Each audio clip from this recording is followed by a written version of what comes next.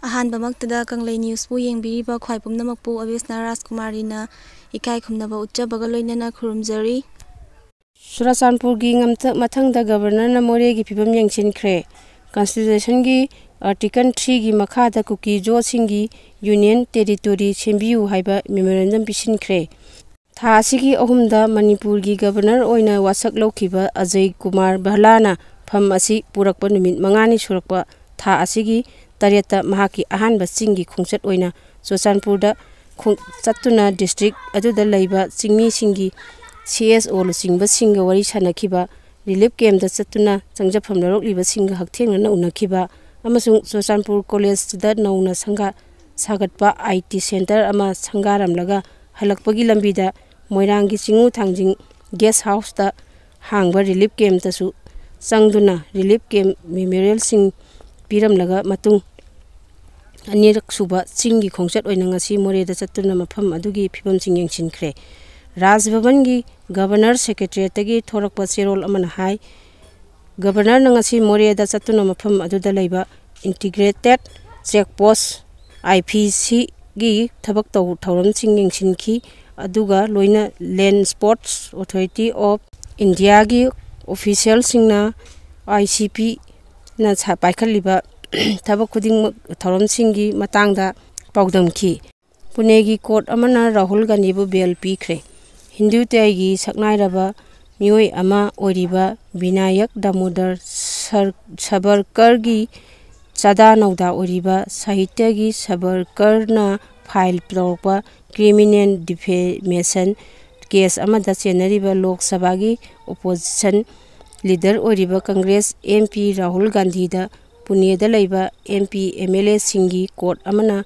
ꯂꯨꯄꯥ 15,000ꯒꯤ ꯁ꯭ꯌꯨꯔꯤꯇꯤ ꯕꯣꯟꯗ ꯕꯦꯜ ꯄꯤꯈ꯭ꯔꯦ꯫ ꯀꯦꯁ ꯑꯁꯤ ꯉꯁꯤ ꯀꯣꯔꯠ ꯑꯁꯤꯒꯤ ꯖꯖ ꯑꯃꯣꯜ ꯁꯤꯟꯙꯦꯅ ꯂꯧꯈꯠꯂꯛꯄꯗ ꯀꯣꯔꯠ ꯑꯁꯤꯗ ꯚꯤꯗꯤꯑꯣ ꯀꯟꯐꯔꯦꯟꯁꯤꯡꯒꯤ ꯈꯨꯠꯊꯥꯡꯗ ꯀꯥꯔꯛꯈꯤꯕ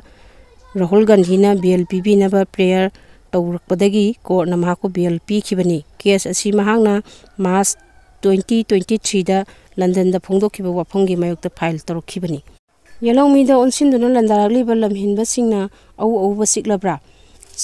ꯁꯦꯅꯥꯄꯇꯤꯒꯤ ꯂꯤꯌꯥꯡꯃꯩ ꯈꯨꯜꯒꯤ ꯌꯨꯝ 10 ꯔꯣꯝ ꯊꯨꯒꯥꯏꯔꯝꯂꯦ꯫ ꯃꯦ 3, 2023ꯗꯒꯤ ꯃꯅꯤꯄꯨꯔꯒꯤ ꯌꯦꯜꯍꯧ ꯐꯨꯔꯨꯞ ꯃꯩꯇꯩꯗ ꯑꯣꯟꯁꯤꯟꯗꯨꯅ ꯑꯀꯟꯕ ꯂꯥꯟ ꯂꯦꯞꯇꯅ ꯆꯠꯊꯔꯛꯂꯤꯕ ꯀꯨꯀꯤ ꯂꯝꯍꯦꯟ ꯇꯨꯍꯦꯟꯕꯁꯤꯡꯅ ꯐꯨꯔꯨꯞ ꯑꯁꯤ ꯈꯛꯇ ꯅꯠꯇꯅ ꯁꯦꯅꯥꯄꯇꯤ ꯗꯤꯁꯇ꯭ꯔꯤꯛꯀꯤ ꯃꯥꯔꯦꯟꯃꯥꯏ ꯍꯥꯏꯔꯒꯁꯨ ꯈꯪꯅꯕ ꯂꯤꯌꯥꯡꯃꯩ ꯈꯨꯜꯒꯤ ꯈꯨꯟꯖꯥꯁꯤꯡꯒꯤ ꯌꯨꯝ 10 ꯔꯣꯝ ꯏꯟꯊꯨꯗꯨꯅ ꯑꯀꯥꯏ ꯑꯇꯣꯏ ꯊꯣꯛꯍꯜꯂꯝꯕꯅ ꯃꯈꯣꯏꯅ ꯃꯩꯇꯩꯁꯤꯡ ꯈꯛꯇꯗ ꯅꯠꯇꯅ ꯅꯨꯡꯁꯤ ꯆꯥꯟꯅꯅ ꯂꯩꯃꯤꯟꯅꯔꯤꯕ ꯆꯤꯡꯃꯤ ꯐꯨꯔꯨꯞ ꯑꯃꯗꯁꯨ ꯑꯎ-ꯑꯎꯕ ꯆꯤꯛꯄꯒꯤ ꯊꯧꯑꯣꯡ ꯆꯠꯊꯔꯛꯂꯕ꯭ꯔꯥ ꯍꯥꯏꯕꯒꯤ ꯋꯥꯍꯪ ꯃꯥꯏꯀꯩ ꯀꯌꯥꯗꯒꯤ ꯍꯪꯅꯔꯛꯂꯦ꯫ ꯊꯧꯗꯣꯛ ꯑꯁꯤ ꯉꯁꯤ ꯅꯨꯡꯊꯤꯜ ꯄꯨꯡ 11 ꯇꯥꯔꯛꯄꯗ ꯁꯦꯅꯥꯄꯇꯤ ꯗꯤꯁꯇ꯭ꯔꯤꯛꯀꯤ ꯈꯨꯜ ꯑꯁꯤꯗ ꯊꯣꯛꯈꯤꯕꯅꯤ ꯍꯥꯏꯔꯤ꯫ ꯊꯧꯗꯣꯛ ꯑꯁꯤꯒꯤ ꯃꯇꯥꯡꯗ ꯄꯥꯎꯆꯦ ꯑꯁꯤꯅ ꯐꯪꯕ ꯄꯥꯎꯅ ꯍꯥꯏ ꯉꯁꯤ ꯈꯨꯜ ꯑꯁꯤꯒꯤ ꯚꯤꯂꯦꯖ ꯍꯦꯗꯃꯦꯠ ꯈꯟꯅꯕꯒꯤ ꯃꯇꯥꯡꯗ ꯇꯥꯃꯩꯗ ꯄꯥꯡꯊꯣꯛꯄ ꯃꯤꯌꯥꯝꯒꯤ ꯃꯤꯐꯝ ꯑꯃꯗ ꯁꯔꯨꯛ ꯌꯥꯅꯕꯒꯤꯗꯃꯛ ꯈꯨꯜ ꯑꯁꯤꯒꯤ ꯃꯤꯑꯣꯏ ꯑꯌꯥꯝꯕ ꯃꯐꯝ ꯑꯁꯤ ꯊꯥꯗꯣꯛꯇꯨꯅ ꯇꯥꯃꯩꯗ ꯆꯠꯈ꯭ꯔꯤꯉꯩꯒꯤ ꯇꯥꯂꯛꯇ ꯀꯨꯀꯤ ꯂꯝꯍꯦꯟ ꯇꯨꯍꯦꯟꯕꯁꯤꯡꯅ ꯂꯥꯛꯇꯨꯅ ꯈꯨꯜ ꯑꯁꯤꯒꯤ ꯌꯨꯝ 10 ꯔꯣꯝ ꯊꯨꯒꯥꯏꯗꯨꯅ ꯑꯃꯁꯨꯡ ꯏꯟꯊꯨꯗꯨꯅ ꯑꯃꯥꯡ ꯑꯇꯥ ꯊꯣꯛꯍꯜꯂꯝꯕꯅꯤ ꯍꯥꯏꯔꯤ꯫ ꯑꯗꯨꯝ ꯑꯣꯏꯅꯃꯛ ꯃꯈꯣꯏꯅ ꯊꯧꯑꯣꯡ ꯑꯁꯤ ꯆꯠꯊꯔꯝꯕꯗ ꯈꯨꯜ ꯑꯁꯤꯒꯤ ꯑꯁꯣꯛ ꯑꯄꯟ ꯌꯥꯎꯍꯧꯗ꯭ꯔꯦ ꯍꯥꯏꯔꯤ꯫ ꯊꯧꯗꯣꯛ ꯑꯁꯤ ꯊꯣꯛꯍꯜꯂꯝꯂꯕ ꯃꯇꯨꯡꯗ ꯃꯁꯤꯗ ꯆꯦꯟꯅꯔꯤꯕ ꯀꯨꯀꯤꯁꯤꯡꯅ ꯈꯨꯜ ꯑꯁꯤꯒꯤ ꯃꯤꯍꯨꯠꯁꯤꯡꯒ ꯋꯥꯔꯤ ꯁꯥꯅꯁꯤ ꯍꯥꯏꯗꯨꯅ ꯂꯥꯛꯄꯗ ꯅꯥꯀꯜ ꯑꯅꯤꯒꯤ ꯃꯔꯛꯇ ꯈꯨꯠ ꯊꯥꯅꯗꯨꯅ ꯈꯠꯅ ꯆꯩꯅꯕ ꯊꯣꯛꯈꯤ꯫ ꯐꯣꯔꯦꯟ ꯏꯟꯚꯦꯁꯇꯔꯁꯤꯡꯅ ꯁꯦꯟ ꯊꯥꯗꯔꯒ ꯊꯕꯛ ꯇꯧꯒꯦ ꯂꯝ ꯄꯤꯌꯨ ꯍꯥꯏꯔꯛꯄꯗ ꯆꯤꯡꯗ ꯌꯥꯗ꯭ꯔꯤꯕꯁꯤ ꯁꯦꯝꯗꯣꯛꯄ ꯃꯊꯧ ꯇꯥꯔꯦ RK ꯔꯟꯖꯟ꯫ ꯂꯝꯗꯝ ꯑꯁꯤꯒꯤ ꯁꯦꯟꯃꯤꯠꯂꯣꯟꯒꯤ ꯐꯤꯕꯝ ꯐꯒꯠꯍꯟꯕꯗ ꯃꯥꯏꯀ꯭ꯔꯣ, ꯁ꯭ꯃꯣꯜ ꯑꯦꯟড ꯃꯤꯗꯤꯌꯝ ꯏꯟꯇꯔꯄ꯭ꯔꯥꯏꯖꯦꯁ MSMEꯁꯤꯡ ꯑꯃꯗꯤ ꯏꯟꯇꯔꯄ꯭ꯔꯤꯅ꯭ꯌꯣꯔꯁꯤꯡ ꯌꯣꯛꯈꯠꯄ ꯑꯃꯁꯨꯡ ꯃꯄꯥꯡꯒꯜ ꯀꯟꯈꯠꯍꯟꯕ ꯃꯔꯨ ꯑꯣꯏ ꯍꯥꯏꯅ ꯌꯨꯅꯤꯌꯟ ꯂꯩꯉꯥꯛꯀꯤ ꯁ꯭ꯇꯦꯠ ꯃꯤꯅꯤꯁꯇꯔ ꯑꯦꯗꯨꯀꯦꯁꯟ ꯑꯃꯁꯨꯡ ꯑꯦꯛꯁꯇꯔꯅꯦꯜ ꯑꯦꯐꯤꯌꯔꯁ ꯑꯣꯏꯔꯝꯕ ꯗꯥꯛꯇꯔ RK ꯔꯟꯖꯟꯅ ꯐꯣꯡꯗꯣꯛꯈ꯭ꯔꯦ꯫ ꯋꯥꯐꯝ ꯑꯁꯤ ꯉꯁꯤ council of scientific and industrial research, north east institute of science and technology CSIR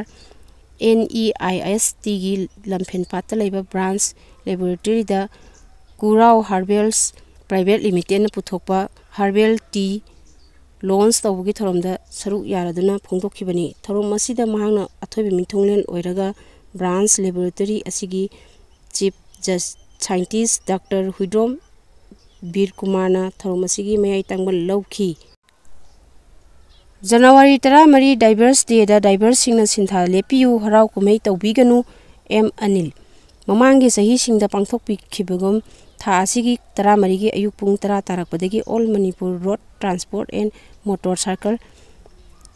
union दा छिंदुना पांगथोकदरिबा 19 सुबा डाइवर्स डे डाइवर्स सिंगी नुमित असिदा डाइवर की सिंफमदा लेबिरिबा सिंगना गाड़ी थौबीगनु अमदी हराव कुमै अमदी इसै नोंमाइना सिंगबा अमदा तौबीगनु हाइना यूनियन असिगी जनरल सेक्रेटरी माइमुम अनि मैतैना पाउमिसिंगदा खुथांगदा अपील तौख्रे लांजे लकपदा कुकी सिंगना मखोइगी लोनदा नहा नुपी अम्मा यावरिबसी मुलौरसी हाइनाखी युमदा लोइजरकपा nganu yen khara pukhibadusu makhoina lambida mullaga lahauki direct pemda thauri yanduna sibagi thodok sing thoklibasi karidagi no haibadu governor na hakthengna ticket piu